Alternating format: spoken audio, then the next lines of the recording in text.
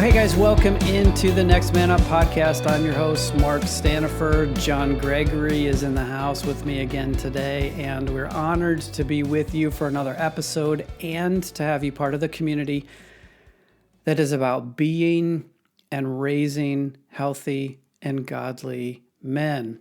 Email feedback at The Next Man Up. thenextmanup.com is the website. If you want to reach out to us, we'd love to hear from you. John, good to see you again, my friend. Yes, sir. Good to see you. Got a question. Okay, what's your question?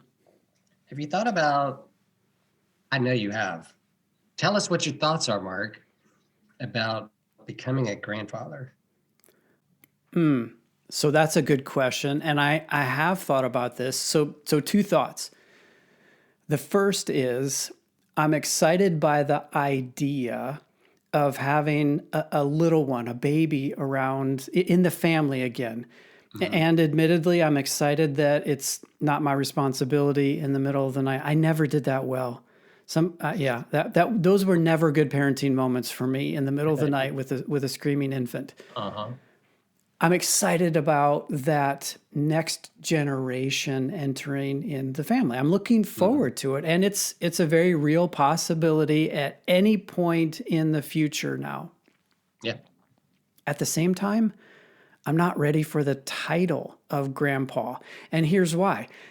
When I was growing up, it was grandpa, but I emphasize grandpa because to me, that's like the 75-year-old dude sipping lemonade on the front porch telling stories. And I am so far from that.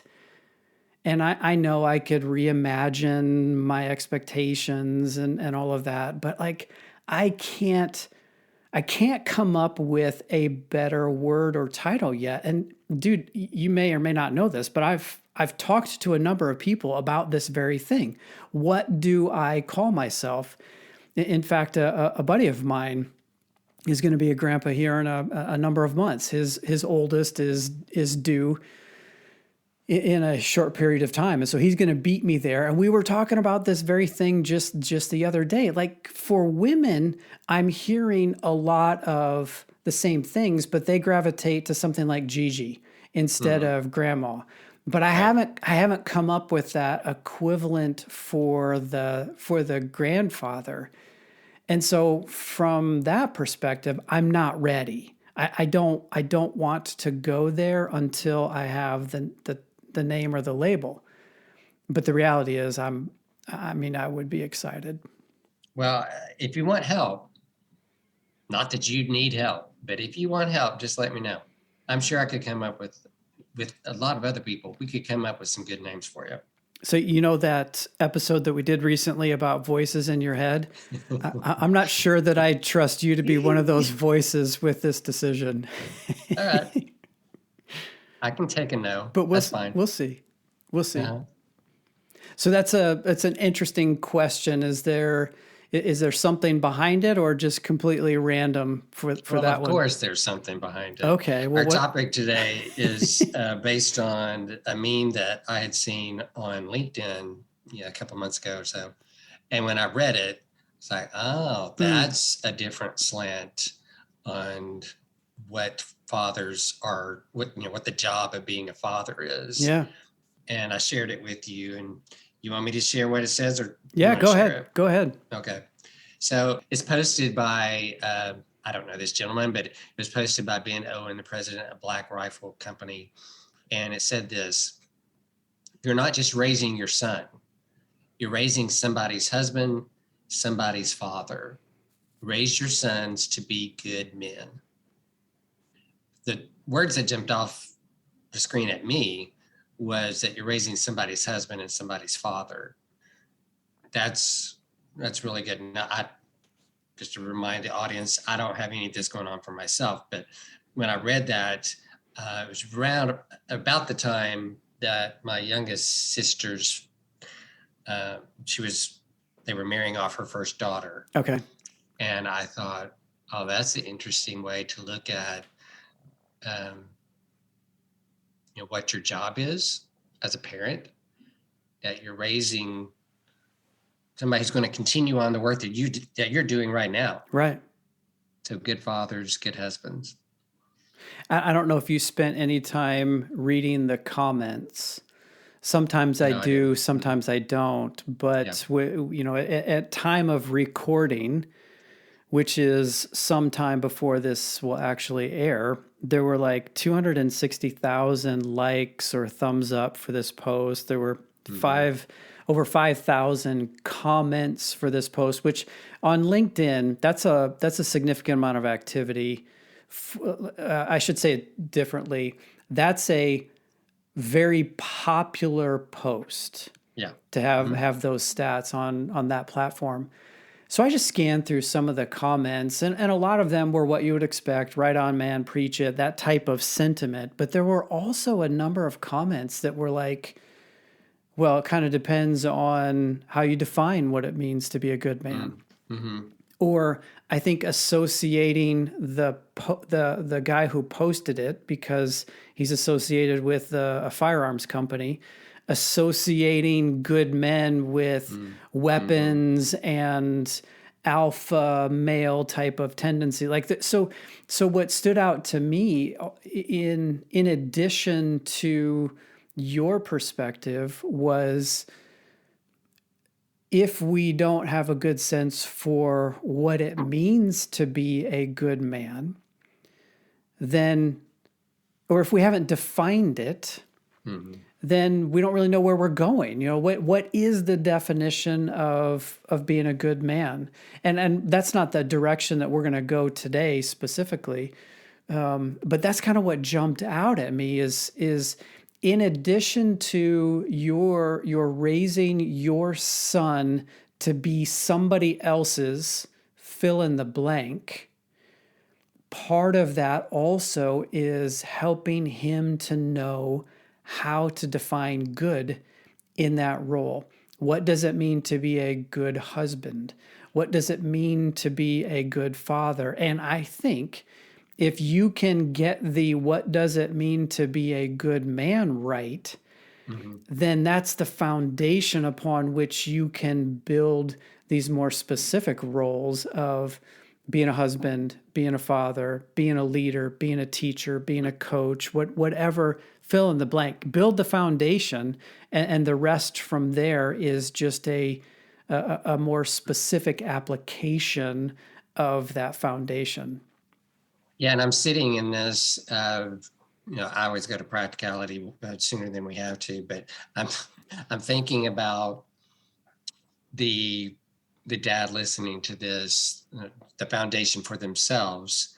But then, okay, then how do I quote teach that?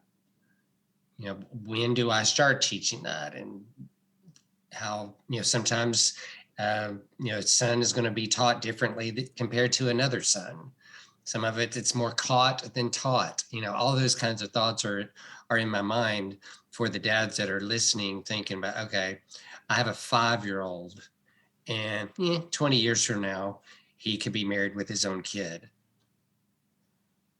Not really wanting to think about that right now. It's Right? probably the thought in his Right, head, right. but that's what we're bringing up, that in a couple of decades, stories shift, stories different. Yeah, so there's a couple of questions or thoughts that are in there, and I guess I would answer your question when, or how early or how often, with a question of, can it really start too early to model and to demonstrate so that they can catch, even if you're not teaching, they can catch at a very young age what it looks like to be a good man, what it looks like to be a good husband to your child's mother, what it looks like to be a good father to your child, a good father type figure to your child's friends, or Mm. as an uncle role. Or maybe you're a father with young kids and you're also a grandfather to others, right? What does it look like? And can you really start too early? And I think Mm-hmm. the answer is obvious. No, you can't Right. start too early building that platform, building that foundation, and living it out, demonstrating what it looks like. And I think, John, it's also a way to be in the moment, because parenting requires you to be in the moment. It just does. I shouldn't say it requires you. You have to deal with the moment. You can choose to be in the moment. I Mm-hmm. mean, the moments Right. kind of force you to You give deal the with. opportunity. Right, Right. right.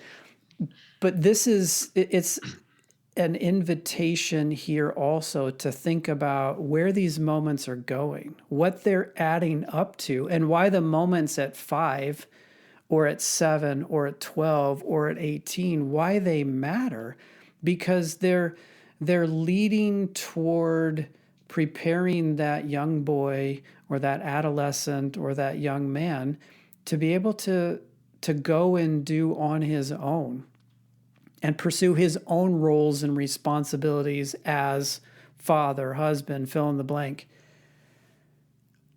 That's the end goal for your active parenting season.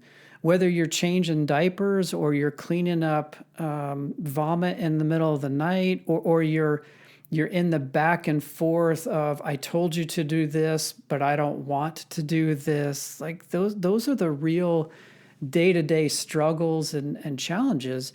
But the goal is to get them to the point where that foundation is built, and then they can continue to add to it.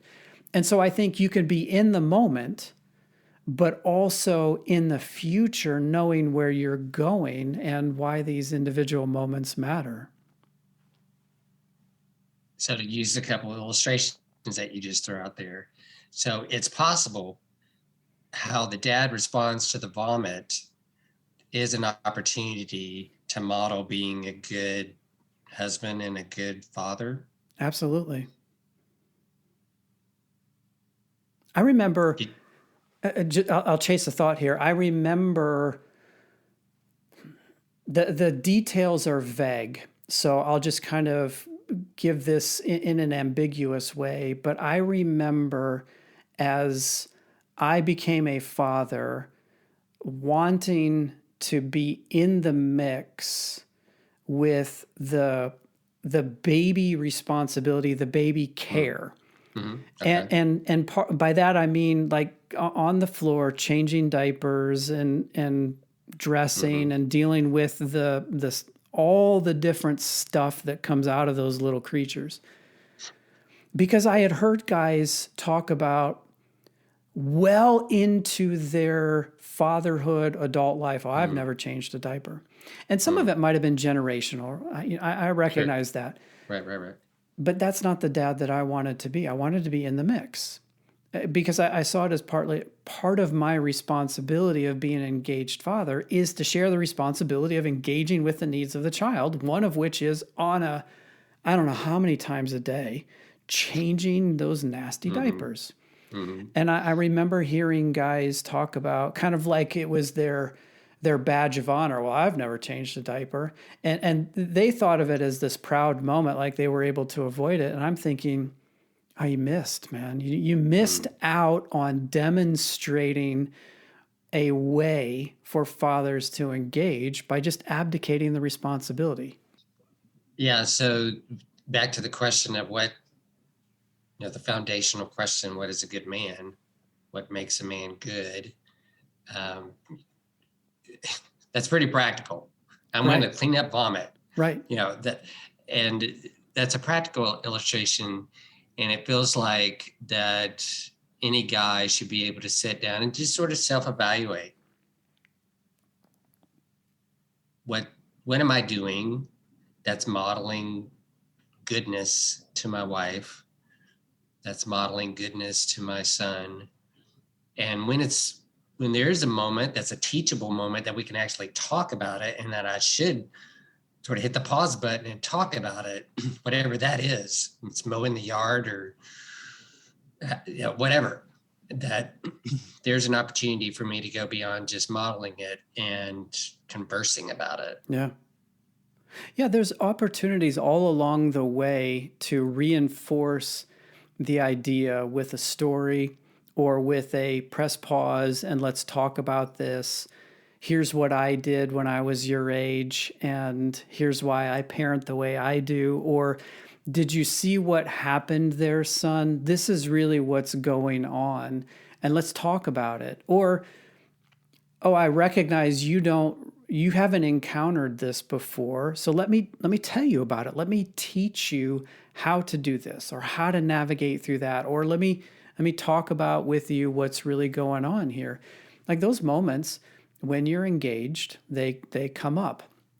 Thankfully, the diaper season is just a couple of years, but that teachable season where you're modeling and you are verbally communicating, you've got, let's just talk in generalities, you got like 18 years. Mm-hmm. And then Sure. after that, the active parenting influence is done, the relationship changes. And it's not that they don't need you, but from that point forward, they're really making their own decisions. And if you have invested in them for all of those 18 years, then it's been my experience once you get to that shift, and we're using 18 as an approximate number here, but once you get to that shift, then you can step back and experience the return on your investment as you watch them step into those roles. But it is having a vision for what's coming down the road and realize you're preparing somebody else's son-in-law, somebody else's grandfather, somebody else's uncle. Yes, the father, the husband. You're preparing somebody else's coach.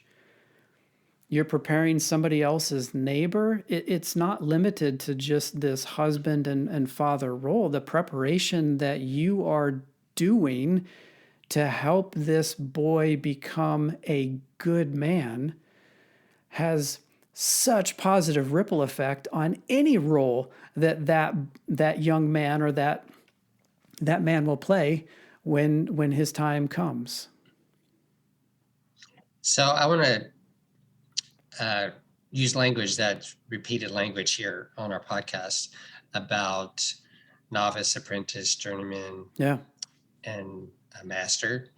And I'm just curious, in your experience with your two sons, after you did their rite of passage exercise, where in there could you say you intentionally did this kind of stuff with them, either in conversation or what we're talking about? Yeah. So the formal, if I could use that word, rite of passage began for both of them around the age 12, culminated around the age of 18. And that was intentional by design with different milestones and markers along the way that emphasized what I was trying to convey to them about what it means to be a good man. When they were younger, I was a little less formal and intentional about this, but I used to do this life lesson thing. And I did it enough to where the grandparents were kind of in on the game and the wife was in on the game. But, we'd be sitting around the dining room table, maybe with grandparents there. And one of the boys at 6 or 8, at a relatively innocent age, might say something about the size of a woman innocently or ask the age of a woman. And I'd be like, hold on a sec. Hold on, boy. Let's have a life lesson right here. So kind of those fun moments in the moment, but reinforcing the idea of honoring the other person and creating some judgment and some discretion about what goes from your head to your tongue and what does it look like? We use this phrase, did a lot. What does it look like to triple filter that so that only the things that should come through do come through? But I think, John, all along the way, I was cognizant of I'm raising these kids so that they can be adults.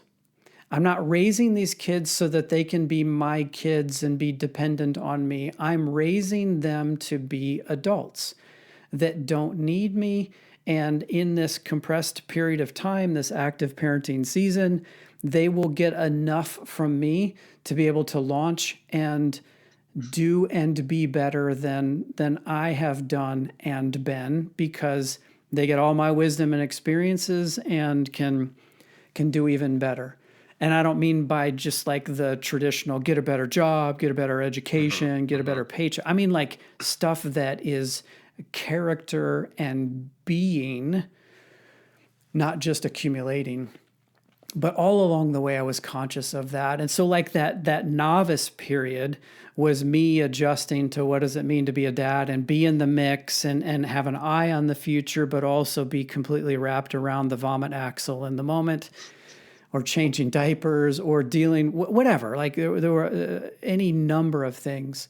But knowing that there's coming a time where there will be an intentional focus on manhood during this apprentice period. And I didn't have the apprentice word back then. I do today. But during this apprentice period, there's going to be a specific time where there is formality to the process so that by the time we're done, they know.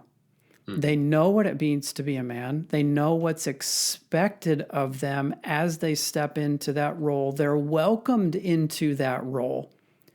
And then what they do with it is up to them at that point. It's kind of, you can see my gesture here. It's a hands-off gesture. Not that I don't care, not that I'm not invested or still interested in who they're becoming, but it really shifts from my responsibility to theirs. And again, back to the ROI, the return on investment, I think this is kind of what Solomon was talking about in the Proverbs too. If you raise your kids, quote unquote, right,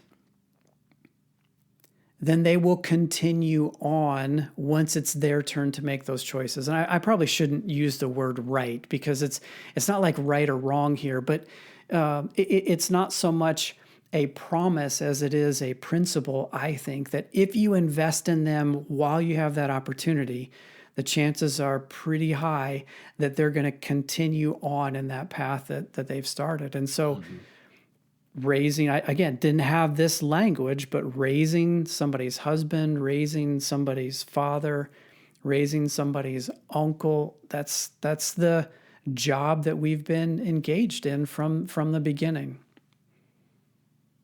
For a bit of levity here, I'm assuming your hands really went off and you started backing up when they announced they were Michigan fans. That was a happy dance day. In fact, here's a funny story. So, listeners, if you're new and you don't know this, born and raised in Michigan, I am a University of Michigan fan. So there's a healthy Big Ten SEC rival in this conversation here.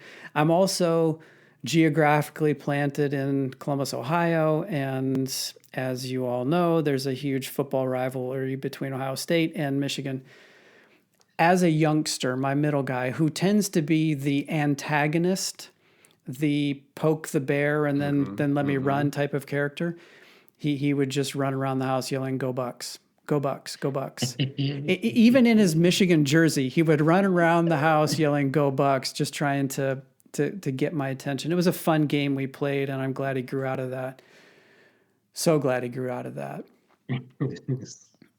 Raising my kids right, John. They're Michigan fans. I had no doubt, and that's why I figured it belonged in there somewhere. Thank you. You're welcome. So I'm wondering, it feels like I'm interviewing you here a little bit. So I'm wondering, because you're not yet there, but you know it's coming.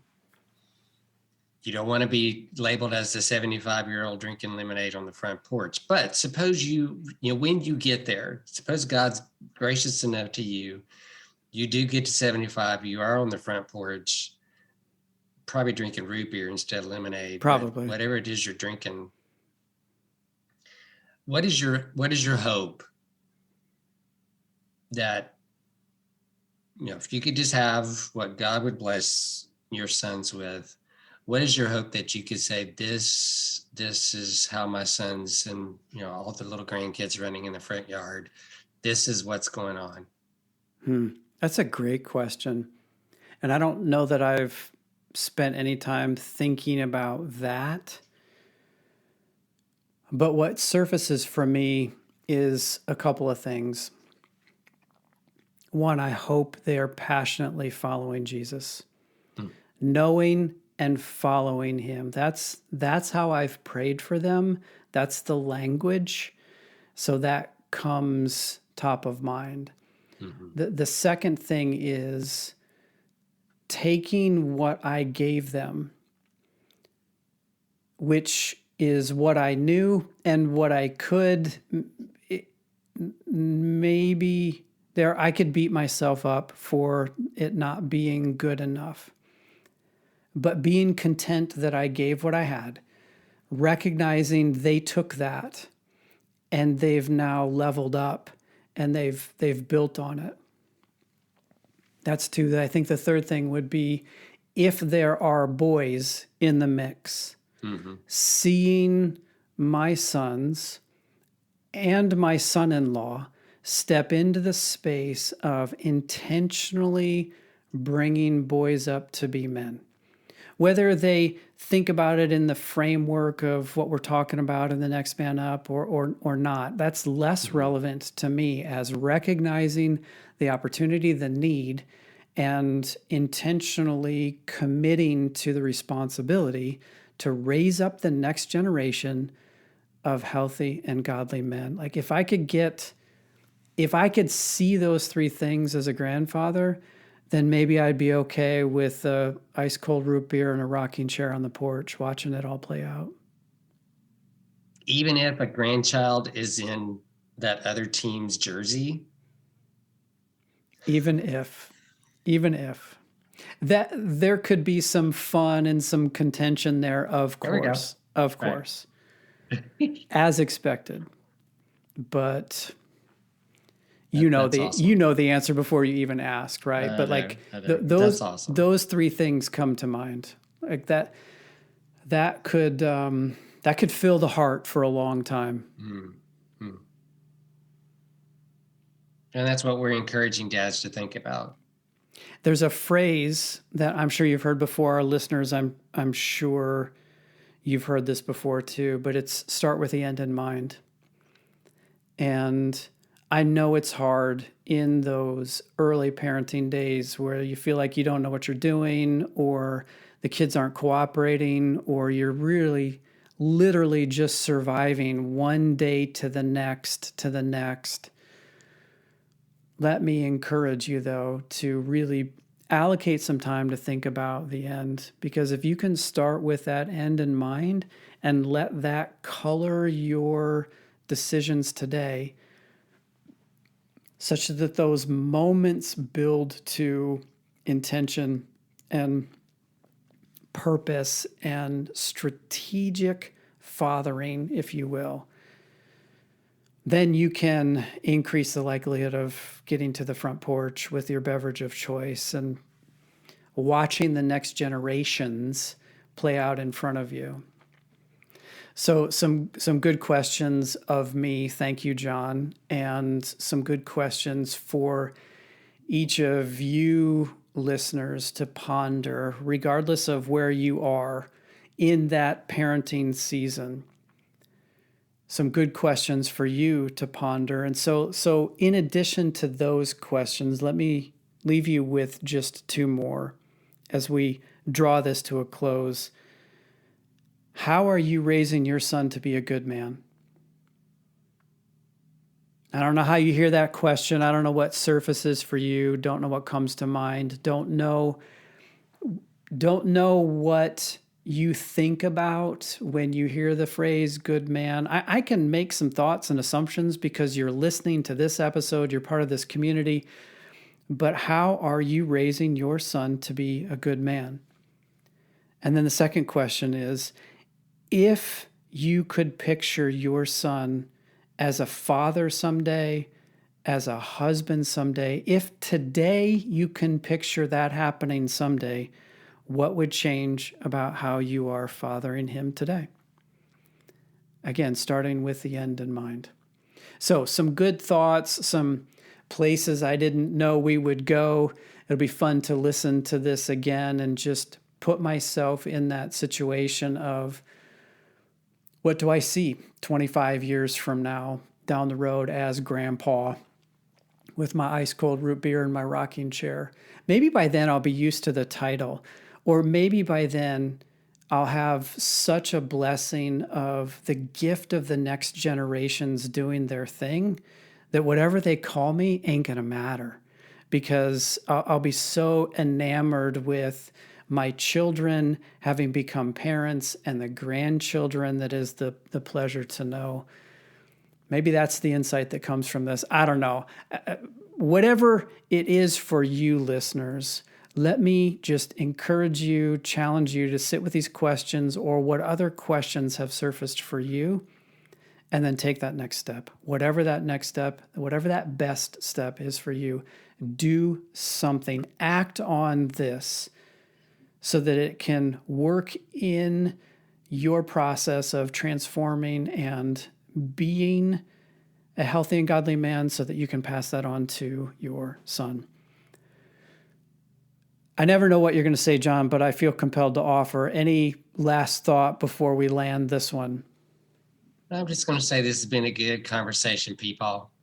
Well, thank you for contributing to it, listeners. Thank you for being with us and, again, being part of this community. You're changing the world. I don't often speak in hyperbole, but you are changing the world by being and raising healthy and godly man, one boy becoming a man at a time. And so thank you for being with us. And we look forward to being back again with you next time, same channel. Until then, guys, adios.